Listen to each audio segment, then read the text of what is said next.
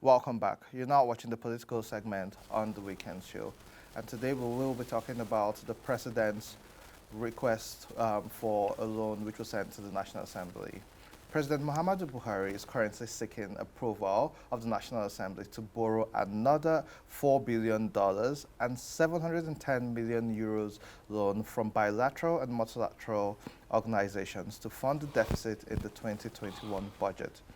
The President, in a letter sent to the Senate, said that the loan request is an addendum to the 2018 to 2020 borrowing plans.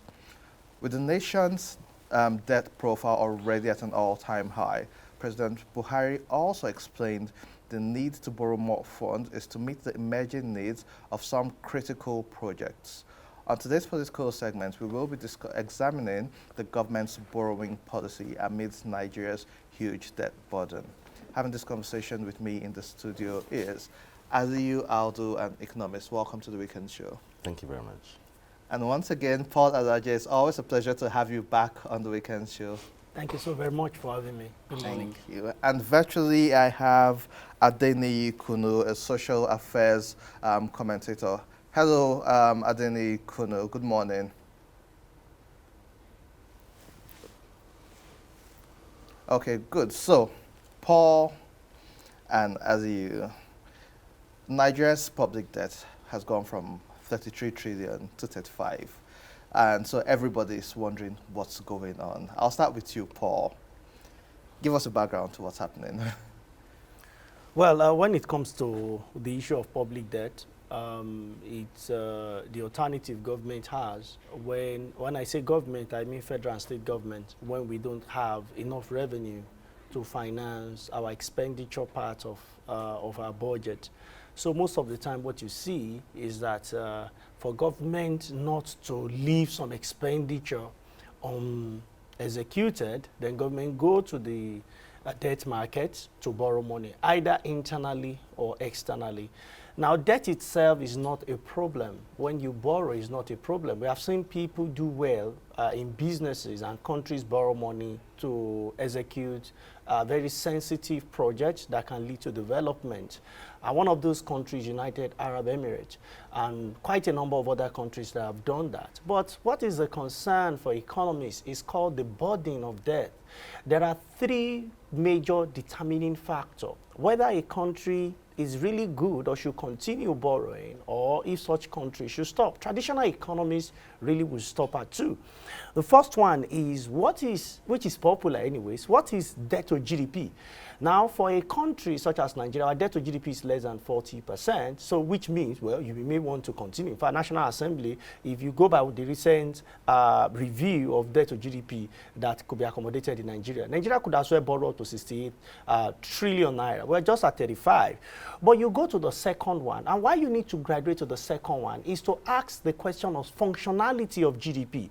What percentage of our GDP are we generating revenue from? So GDP itself, it is there, but it's not functional as an economic instrument to measure whether people are poor, richer, and quite a number of other things. So you now go to debt service versus revenue. And when you get to debt service versus revenue, Treasury is between 30 to 33%, according to the last report that is made available, and there are quite a number of reports, but the least, so as to be charitable, says Nigeria spent approximately 54% of revenue. What it means is that for every 1 naira, 54 kobo.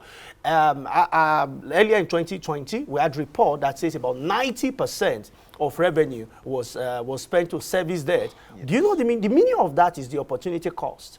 Economics measure cost in terms of opportunity cost. The opportunity cost, which is the true cost, is that money could have been used to expand rail projects. The money could have been used to expand capital projects under capex, and so on and so forth. So these are two common ways to measure. And for the first one says, yes, Nigeria may continue, but the second one says you should not continue to borrow. The third, which advanced economists are brought to the fore, which is the most important, if I must say, is what is the impact of debt on the lives of Nigeria and on Nigerian economy, broadly speaking.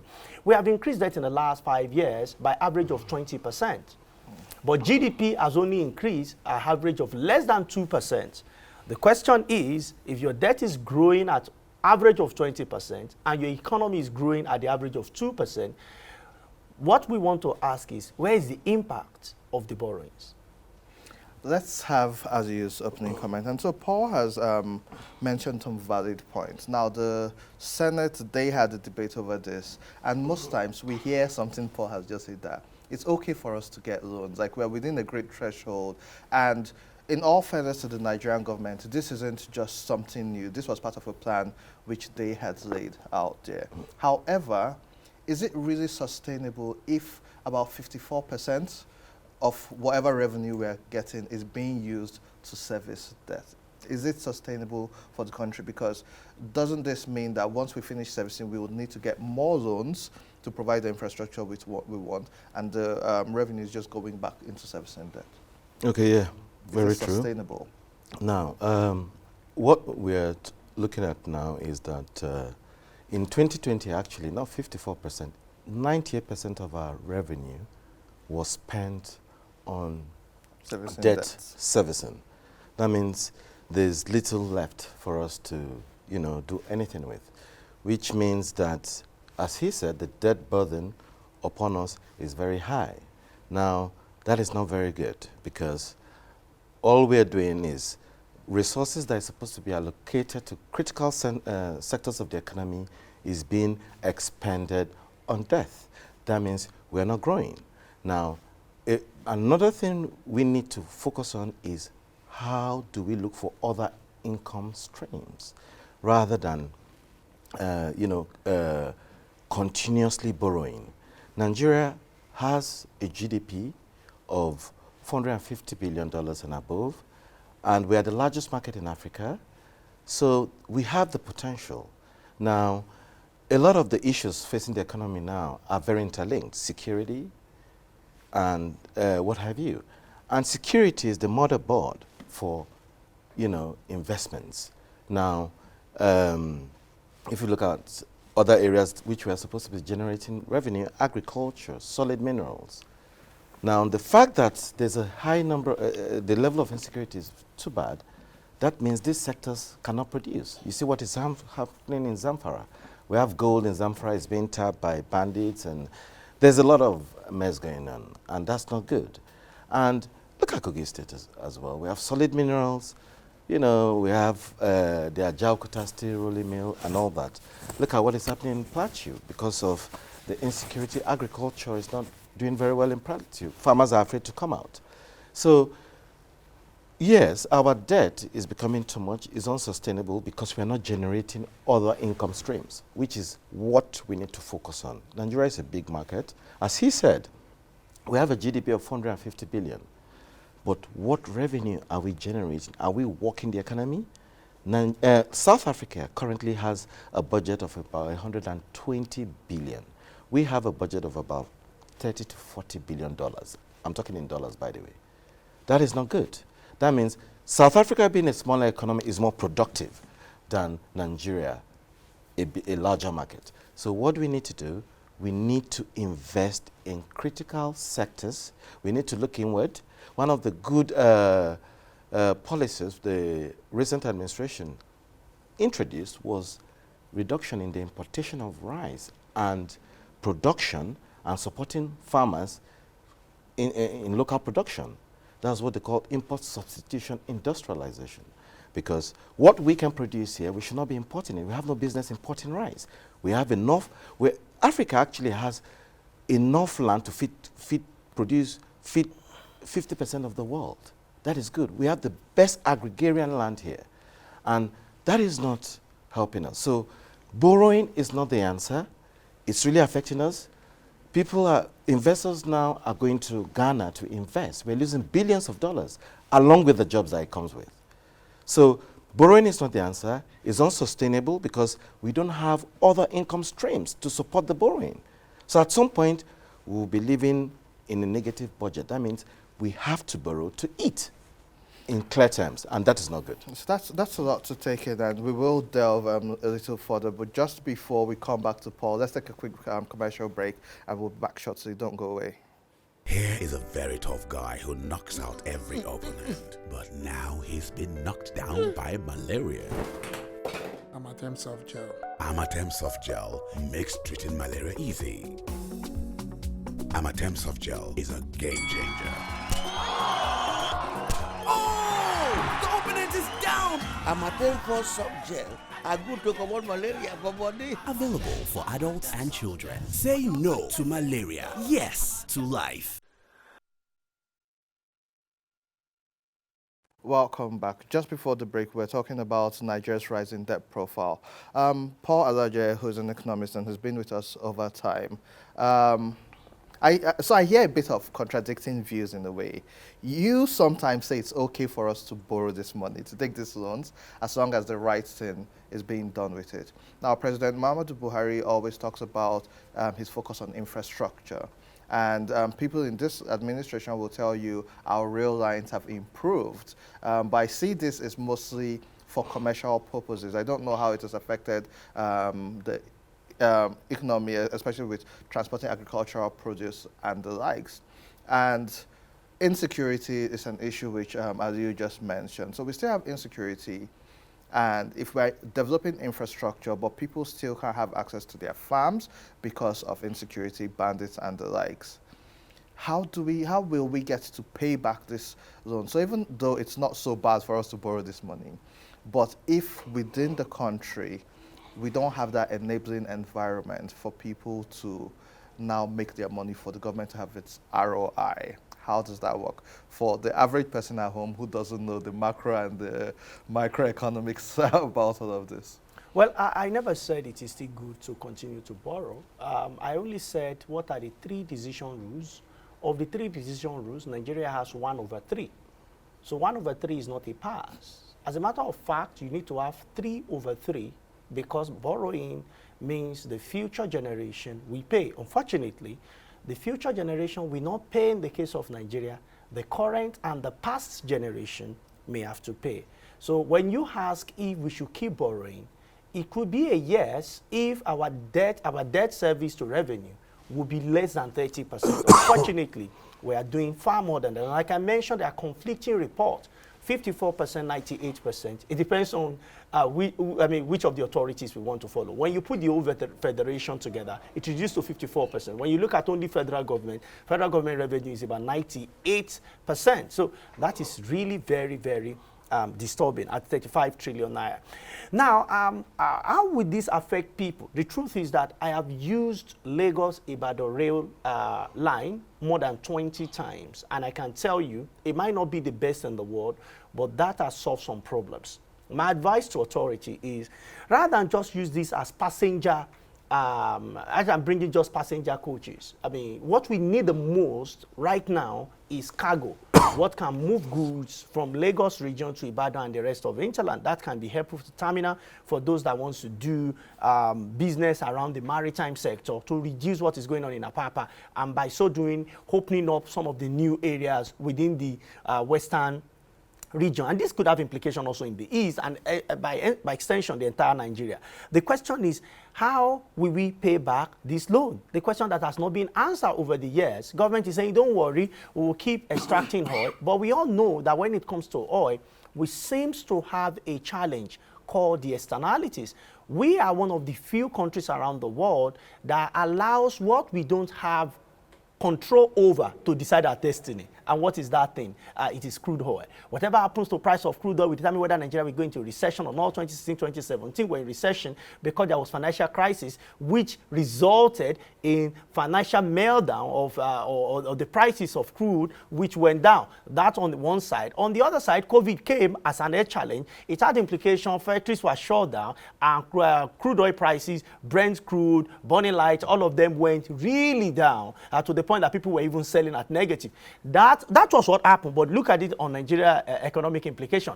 Recession. Why? Because that remains the most valuable, most predetermined means of receiving income as a country. So how do we pick up? For me, I don't think crude oil is sufficient to help us pay back this loan. I think government should become more tactical and innovative. Read the report shared by National Bureau of Statistics. National Bureau of Statistics said some sectors have consistently grown. But when you look at this sector that have grown, one of them is telecom sector. The revenue to government from telecom sector remains static. In some cases, it's even reduced, claiming COVID. The question is, who gained during COVID? We're virtually all at home. We're using more data. We're making more calls at home. We're not at work. So if telecom sector grew, if banking sector grew, how come that revenue to government within that period remains the same? And that is why I think government should look for people that's as efficient as operator within that sector to help in revenue drive, so that they can also receive more money. That on one side. Government has focused so much on agriculture, and nothing is wrong with that. But because the value chain is not complete, and this is the challenge. When you look at agri contribution to GDP, about 20%, but revenue to government is less than half, is less than 25%. In fact, it's less than 10% of the contribution. So how do you focus on the 20% that is giving you less than 5% and expect miracle to happen? I am sorry, it will not happen. Not until the support we give agriculture, we ensure that it becomes evident on manufacturing, which will guarantee jobs, then eventually it will get to consumption. Government can now be part of either through personal income tax, through company income tax, etc., then we make more money. If not, all the efforts we are putting in place for agri, which is not wrong, by the way, but we have some peculiar challenges which include insecurity and so on and so forth. But I have also witnessed that over the years, we have 200,000 people, 200,000 as core members. But where you see them is Antipat Nursery and Primary School. Don't worry, there's no school called Antipat Nursery and Primary School. That's where they go to teach. Meanwhile, we can create organized farms, either to farm maize or to farm rice paddy, by the way, and so on and so forth. Distributed all around the country, particularly areas that are not as volatile as we have some in the northeast and now in the northwest. We can organize. But do we have the infrastructure? Because this would need mechanized farming. You don't expect university graduates to carry hoes and cutlass to do this. In the First Republic, we had something similar to this. You see, when you provide security and you provide dedicated infrastructure, it's not to construct the whole Nigerian road overnight. Yes. I'm looking at approaches that are workable for Nigeria. And India, by the way, has just demonstrated this also, to select some part of the population to feed the country. When you have 200,000 people, if it is yam, if it is rice, if it is maize, whatever produce they focus on, you will definitely get excess supply. When you get excess supply, what is the implication on price? Food inflation, that is about 20%, yes, will definitely come down. Okay, Paul, let me stop you for a quick second. We have Adeni Ikunu joining us virtually. Let's hear his take on this, and then we'll analyze. Adeni Ikunu, welcome back on the Weekend Show. And I'm sure you've been hearing the conversation. The president has requested for approval from the National Assembly for another $4 billion loan, which is part of the plan between the 2018 to 2020 borrowing plan to fix the deficit in the budget. As a social affairs commentator, what's the word on the street? How are Nigerians, explain what this means to the average Nigerian? The average Nigerian should understand that for the next 30, 40 years, this is going to be added to very many other debts that will likely come aboard. It simply means that we'd have to pay more from the naira that appears to be suffering and bleeding from the nose by the second. What am I saying? It is simple that the more you collect, the more you have to pay. If the naira, for instance, happens to be the kind of currency that has strength, comparatively or comparing it to the dollar or the pound sterling or the euro, would have said, okay, we could borrow, and apart from borrowing, when we're paying back, the value or the interest on it is something that we're going to be able to manage. But from all indications, Nigeria will have to pay more, because if you're talking about for the past 6 weeks, the naira continues to fall down flat against the dollar. It means we're going to be paying more. But the other question would be, has this administration lost any idea of how to generate income within, how to actually make certain provisions possible so that they will reduce our debt burden. I know that some people have argued that our debt to GDP ratio is still less than 40%, but we cannot continue to use the Bretton Woods index to measure our economy because the scales are not the same. Let me remind people here that after the pandemic, Europe, America, and Asia made use of nothing cumulatively. I'm talking about well over 8%, 7%, or 9% of their GDP for palliative. The entire Africa used less than 2%. It means that the economies we like to host their Look at the camera, Paul. are faring a million times better than ours, and we therefore cannot always say one thing about GDP to debt burden and all that. It doesn't work with us. And I think if we're able to realize that fact, that these measurement scales that we are going to run to we'll stop talking as if we don't understand. Anything we do, we have to place it within our context. And that is why I feel concerned that the people that are advising the president are not looking inwards to do critical analysis of the state of our economic health when they talk about borrowing. Now, the argument again is this administration has been borrowing for infrastructure. The question again is, what is the payment plan of this infrastructure? Because if you say you are setting up or building infrastructure, we have to also talk about the infrastructure you say you are building that has the capacity to ensure that there are returns on the particular thing you've done. For instance, if you decide to build a bridge or construct a road in the wilderness, economic activities along that line cannot in any way sustain the repayment plan because you're just going to build it there. I know that everybody needs to experience or feel government impact, but when we're talking about loans now, we need to tailor it to such infrastructure that will enable the loans get repaid as and when due. But a situation where we don't experience that, it's a sad story. So I'm just trying to tell us that it is key for us to try as much as possible to not allow this debt kill us before our time, because we do not appear to have the ability to sustain it. Let me do a little switch now to the northern part of the country.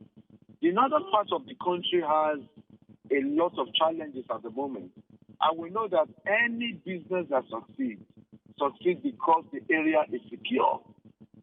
We cannot, for instance, both that will have the capacity for repayment of many of these loans, especially if the infrastructure are set up in areas where lots of people cannot even go to farms, they cannot actually have their daily livelihood sorted out. It therefore means we have to rethink this. So for the average man, it's a future with a lot of challenges. It's a future riddled with debt. And unless we have somebody that can engage properly, now let's switch again to some other convo. The country's economy can thrive better, and I think as the quoted here, can thrive better if we try as much as possible to devolve a lot of powers economic-wise to the states. The states cannot continue to thrive with the formula we have. And that is why the VAT conversation itself is causing a whole lot of problems, because the people that are crying for the federal government to collect VAT, most of them are states that are not even financially viable. They believe that if the states that are making much money are able to actually collect their VAT on their own, then they are going to suffer. So I think that we have to be very sincere in our conversation. The federal government cannot continue to want to control everything. For instance, we are talking about the water resources bill now that they are pushing hard. Once the water resources bill comes out, the federal government will be controlling the River Niger and Benue water. Therefore, thereby the states will be strangulated. That means some economic activities in terms of water would actually get the states knocked out, because the federal government again will be the one controlling it when the water itself is not actually running through their region. So these are some of the things that we have to try as much as possible and understand, so that we can keep people out of this bondage. You cannot have problems and continue to do the same thing that give you problems. Take some things off the exclusively so that states can actually partner with companies abroad that can take advantage of the entire value chain of certain resources and bring foreign direct investment to this country. Thank you very The much, reason Mr. you have Kuno. southern states, the states of the south, for instance, Mr. thrive the way Dini, they're thriving. They've worked on a lot of things, security, education, building human capacity over the years. And they've made themselves very, very, open, such that they're able to accommodate other people's values and culture. It is not the same in the north. If, for instance, entertainment companies come to the north in their numbers and they decide to more or less dress the way they want to dress, the people in the north will have issues with it and saying it is not according to God's way. And before you know, the foreign direct investment will leave. Look at what they are doing in Kano, for instance.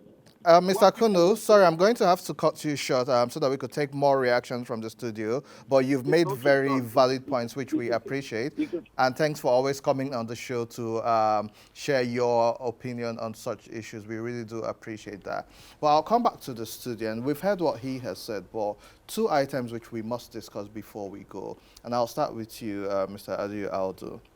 The Central Bank of Nigeria, through one of its several policies, has recently stopped the sale of forex to BDCs. And the implication is if you need dollars, you go to your bank directly. So you should make easier access to foreign exchange. It reduces market manipulation. However, we have seen here in Nigeria that the dollar has gone into the 500s right now. As of yesterday, at some point in the parallel market, it was about, at BDC rates, it was about 550 naira, which means if you go to the streets, the BDCs are still selling dollars. If you go to your bank, you can't take more than $4,000 if you are traveling through BTA. And with also the new regulations, what I also noticed was Nigeria has visa-free access to some countries, but your banks wouldn't give you forex if there's no visa stamped on your passport. And so we're still going through murky waters. The policy was meant to help the naira improve, but we're seeing it's weakening by the day. Foreign exchange prices are going higher. And so with the loans which we are taking, the value of our money is reducing. And so what we would have to pay back then becomes higher at some point in time. How do you think this plays into the conversation about the economy vis-a-vis these loans which we are taking, because it now means we'll pay higher? Yeah, absolutely. What fuels black market is the inability of the formal sector to satisfy demand. That creates the black market, and that's exactly what we are saying. I was an ex-banker, so I know exactly what is going on. Now, if the CBN is quite serious about banning BDCs because they are, illicit transactions in dollar, what they should have done is to have more windows where banks can reach out to people and be able to satisfy people's demand. Now, the bureaucracy when you go to banks to seek for dollars is one of the discouraging factors. It's almost impossible to access even your own. Whereas people will prefer to go to the black exchange, to the parallel market, and they don't ask for anything. As long as you have your money, you exchange, and that's it. So if there was a time this was done under Solodo, because he flooded banks with so much dollars that the price of dollars fell. It's all about demand and supply, I'm afraid to say. So if you're serious, if the CBN governor is serious about, reducing the price of the dollar and making the market liberal, you have to open more windows for transactions. You have to put penalties on banks that default. You have to reduce the bureaucracy involved in getting these dollars, because if there's enough supply to meet people, then you see that the demand will fall. And now, because the CBN brought in this banned the BDCs and has not created enough windows, that's why you see the price, the supply cannot meet up to demand, and that's what pushes the price. So that's what's going on now.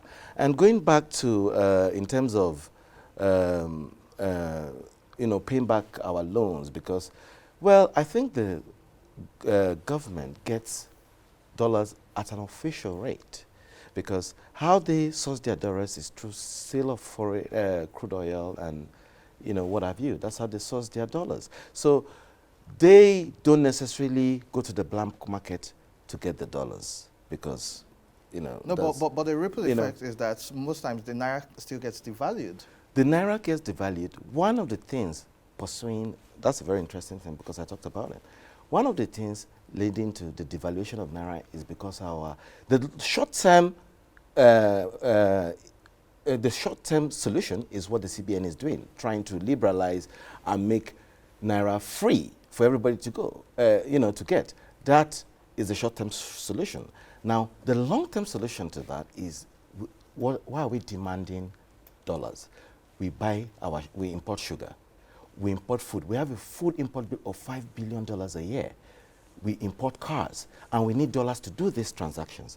By demanding these dollars to buy all these things, you are now increasing the value of the dollar. What we need to do, as I said again, is what they call import substitution industrialization. Curb the demand of dollars. We should not be going up. We have innocent motors. Why are we going abroad to buy cars?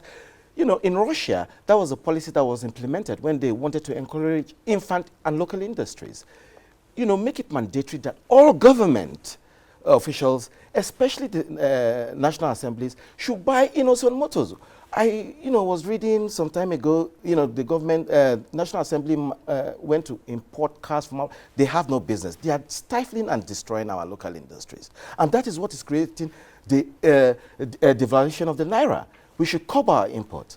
We should look for ways to substitute our import by producing things within Nigeria. By doing that, we are creating jobs, we are helping the Naira, and the long-term effect is that we are stabilizing the economy. And that's what we want. Okay, that's very good. I want to give Paul the final word. To get all of this to happen, ease of doing business is a conversation which should go beyond papers to actual reality. We've seen increase and growth in the fintech sector, and I actually do believe in regulation because it ensures the people from certain risks.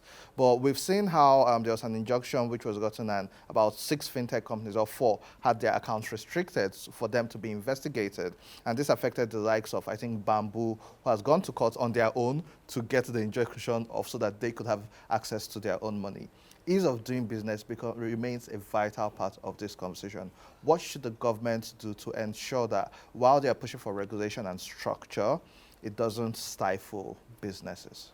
Well, I think government needs to also understand how fintech works. Government should go beyond traditional policy making to understanding that this is 21st century. And some of the way people do business has likely changed. We have MFBs today that runs purely on fintech. They will not, at a time, we were not even going to embrace fintech, but because it became a matter of necessity, there's nothing we could do about it. You saw some years ago where in National Assembly, a senator had said we want Nigeria to make law around electric vehicles. And senators, in their own wisdom, though very funny, had said, how can you implement such law when you are producing oil, where you are an oil-producing country? And I wonder if America is not an oil-producing country. And you just encourage Tesla and so on and so forth. I think there is huge knowledge gap between this generation and the generation of those that make most of our laws and rules. At best, some persons in this generation are mere advisors, at best, in cases where they are included. But the exclusion of those with fintech knowledge in the scheme of things is very high. I'm happy that the likes of Central Bank have started including some of these people in decision making so that we can have a more inclusive, a robust policy for the country. And we can now see that perhaps not so much will be left behind as far as making laws around fintech. That stakeholder engagement is extremely key. You could also see that Central Bank before now said no to cryptocurrency. But when it saw the benefits of having electronic money, I've gone to start what we call e-Naira. You know what, because Paul, I planned, what we will do is I'll bring both of you back here around the 1st of October to see if the e-Naira kicks off. There was also a conversation that with all the technology and the tech gurus we have in Nigeria, it wasn't being done by a Nigerian company.